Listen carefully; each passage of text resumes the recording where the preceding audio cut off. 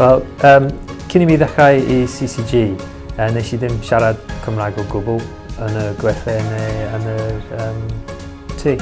So, dwi'n mwynhau gweithio yn y cwmni efo pawb sy'n siarad yn Gymraeg ac yn Saesneg, achos dwi'n meddwl dwi'n medru gwerthfawrogi y diwylliant Gwynedd mwy efo yr iaith Gymraeg. Ie, felly dwi'n meddwl bod Paul wedi dechrau gweithio yma ym mis Gorffennaf bron I 4 blynedd yn ôl erbyn hyn. A mi nath o ddechrau dysgu Cymraeg yn syth. Mi ddoes I yma I weld o, I asesu I lefel o.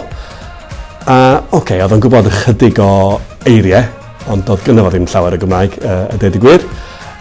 Ond dwi wedi weld o bob wythnos fwy na lai, 1 awr yr wythnos ers hynny. Ac erbyn hyn, dyn ni'n siarad am awr heb unrhyw drafferth. Mae wedi datblygu gymaint yn ystod y cyfnod yna.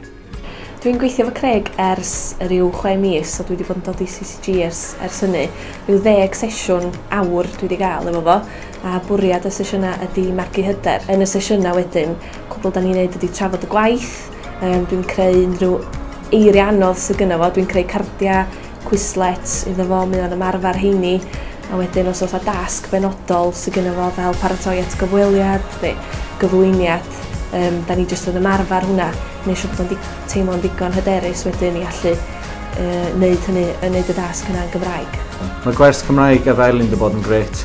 Mae wedi codi hyder fi a rwan dwi'n gallu sgwrsio Cymraeg lot mwy yn gwaith a dwi'n gallu gwneud cyfweliadau mewn Cymraeg.